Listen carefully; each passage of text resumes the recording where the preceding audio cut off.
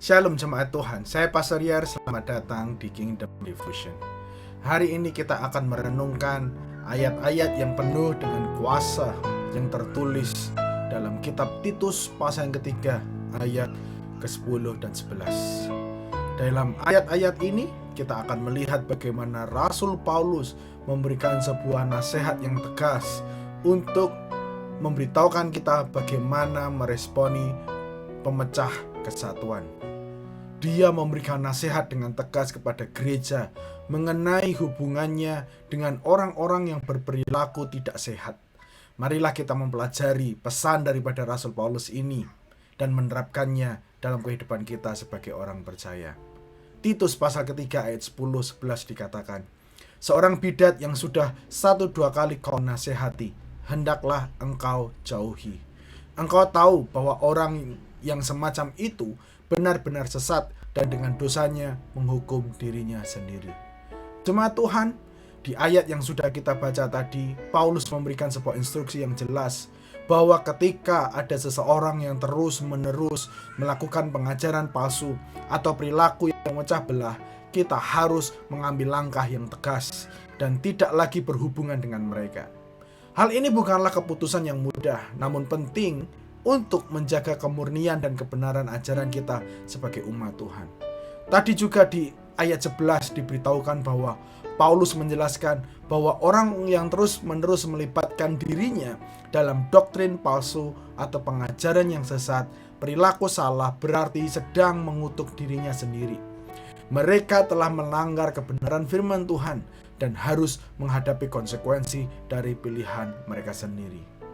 Namun sesungguhnya ketika kita merenungkan ayat-ayat ini, penting untuk dipahami bahwa langkah-langkah tegas ini diambil dengan tujuan memulihkan dan melindungi gereja. Hal ini bukan untuk memutuskan hubungan secara permanen, namun untuk memberikan ruang dan kesempatan bagi mereka yang terjerat dalam kesalahan untuk merenung dan bertobat. Sebagai seorang beriman, kita dipanggil untuk hidup dalam persekutuan yang sehat dan saling membangun. Ketika seseorang terus-menerus menyebarkan ajaran palsu dan memberikan pengaruh negatif kepada orang lain, kita harus bertindak bijaksana dan hati-hati. Kita perlu menjunjung kebenaran firman Tuhan dan melindungi gereja dari pengaruh yang merusak. Namun penting juga untuk kita sadari bahwa dalam situasi seperti ini, kita harus tetap mencintai, mengasihi, mendoakan mereka yang terjebak dalam kepalsuan. Meskipun kita mungkin berpisah dari mereka dalam konteks persekutuan, kita tidak boleh membiarkan kebencian atau kemarahan menguasai hati kita. Sebaliknya, kita hendaknya mengasihi mereka dengan kasih Kristus dan berdoa untuk pemulihan dan pertobatan mereka. Kalau kita mau menarik dalam konteks kita hari ini, kita mungkin menghadapi situasi di mana individu terus-menerus menyebarkan ajaran yang bertentangan dengan firman Tuhan. Hal ini dapat terjadi dalam gereja, di tempat kerja, atau bahkan di sosial media yang terus kita bersentuhan dengannya. Dalam keadaan seperti itu, marilah kita memperhatikan nasihat yang diberikan Paulus dalam kitab Titus ini. Ketika menghadapi orang-orang yang terlibat dalam pengajaran palsu atau perilaku salah, marilah kita menyampaikan kebenaran Allah dengan kasih dan kerendahan hati. Marilah kita berpegang teguh kepada firman Tuhan dan memperjuangkan kebenaran Allah itu, namun juga menunjukkan rasa hormat dan kerendahan hati dalam kita berinteraksi. Mari kita berpisah dari mereka yang terus-menerus menolak kebenaran dan membiarkan Tuhan bekerja dalam hidup mereka. Dalam menghadapi situasi tersebut, dorongan saya, marilah kita juga belajar mencintai dan memaafkan. Ingatlah bahwa tujuan akhir kita bukanlah memenangkan sebuah perdebatan atau membuktikan bahwa pandangan kita benar. Namun, tujuan kita adalah memuliakan Tuhan dan memperluas kasih dan anugerahnya kepada orang lain. Melalui tindakan dan sikap kita, marilah kita menjadi cerminan kasih dan kemurahan Tuhan.